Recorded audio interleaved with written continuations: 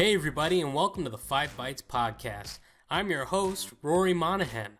The podcast is brought to you by Goliath Technologies, who help IT pros be proactive and anticipate, troubleshoot, and prevent end-user experience issues, regardless of where IT workloads or users are located. You can learn more at GoliathTechnologies.com, and also by Liquidware, creators of FlexApp, the most feature-rich application layering product on the market today. Check out whatmatrix.com for a full feature breakdown of all application layering products. I'm hoping the audio might be a little bit better this week. My voice has returned somewhat. Unfortunately, I now have hearing problems, so it's going to be very difficult to edit this one, so I apologize. Well, let's not waste any time. Let's get into some of this week's news. There was a pretty dramatic story this week about VF Email, an email service provider that's popular with businesses. According to KrebsonSecurity.com, on the morning of February 11th, the company started fielding reports from users who said they were no longer receiving emails. They initially responded that external-facing systems of differing operating systems and remote authentication in multiple data centers were down. A couple of hours later, the drama started to unfold publicly with an admission that they had been hacked and the hackers formatted a mail server in the Netherlands. Later, VF Email stated, quote, "At this time, the attacker has formatted all the disks on every server. Every VM is lost. Every file server is lost. Every backup server is lost.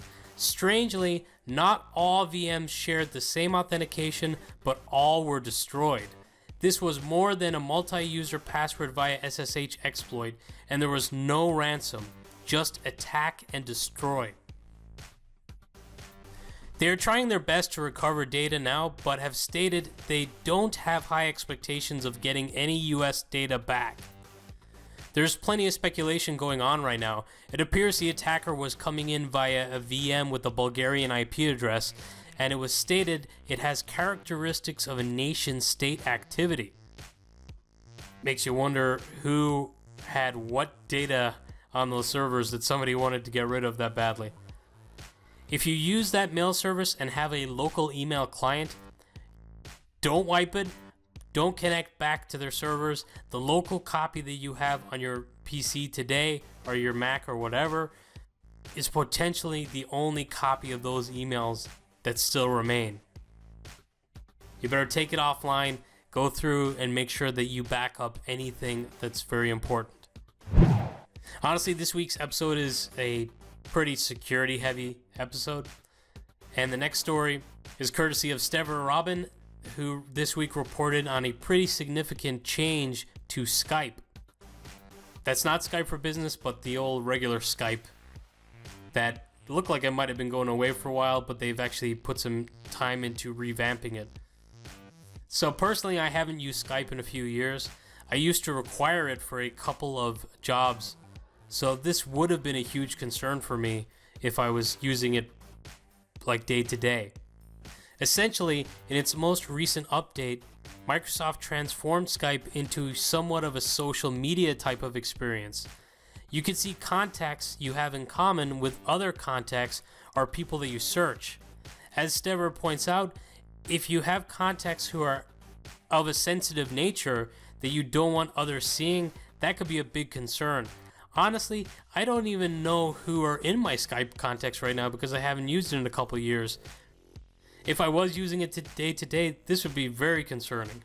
I believe the example was used by him of somebody who maybe is trying online dating and has some dating prospects in their contacts. Or even if you're using it for business and say you have a recruiter or a contract company's contact information and another contract company sees that you have their contact info. There's so many different scenarios where this could be very bad. It's just a terrible idea to have this kind of feature in this product. Unfortunately, it appears deleting your account still doesn't clear your contact data from other people's views.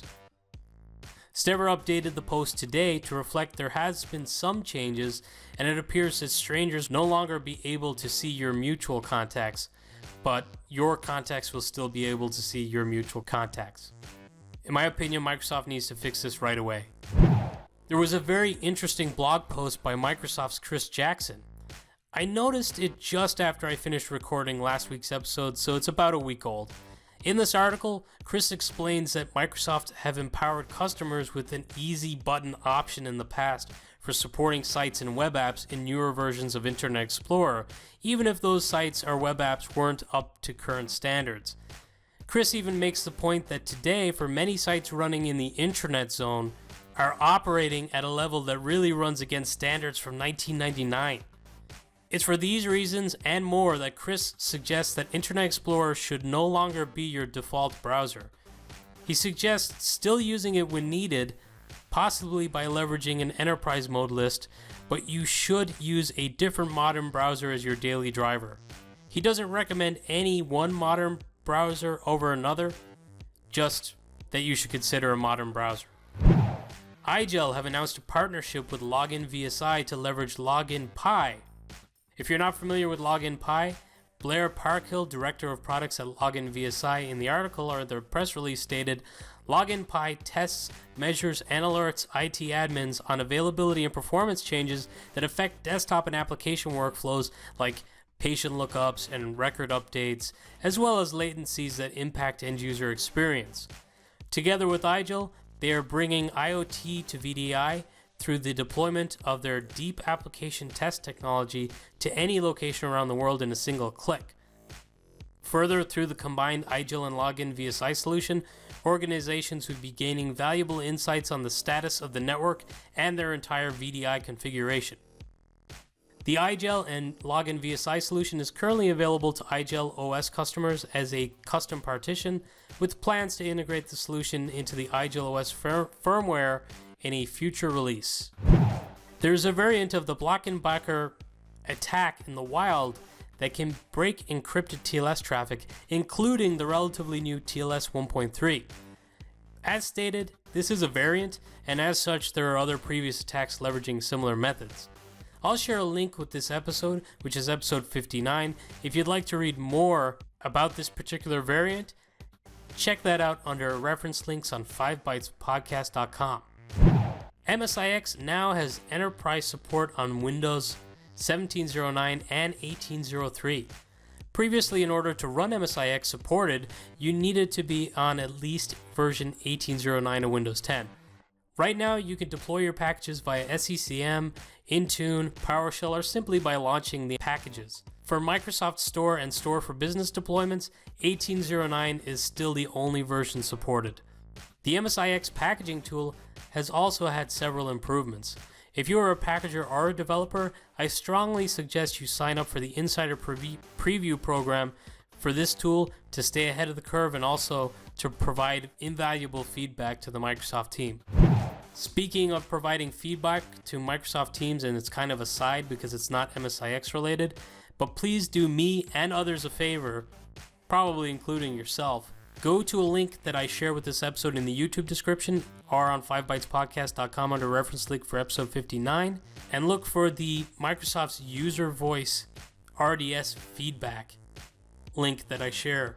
I'd ask you to please upvote the request for Microsoft to support on-premises multi-user Windows 10 rather than just keeping Windows Virtual Desktop for Azure only. And back to security, if you use enforcement for forest boundary for Kerberos full delegation features in Server 2012 or newer, you should know that the default configuration for that feature is unsafe when incoming trusts are created. This is because the configuration lets an attacker in the trusting forest request delegation of a TGT for an identity from the trusted forest.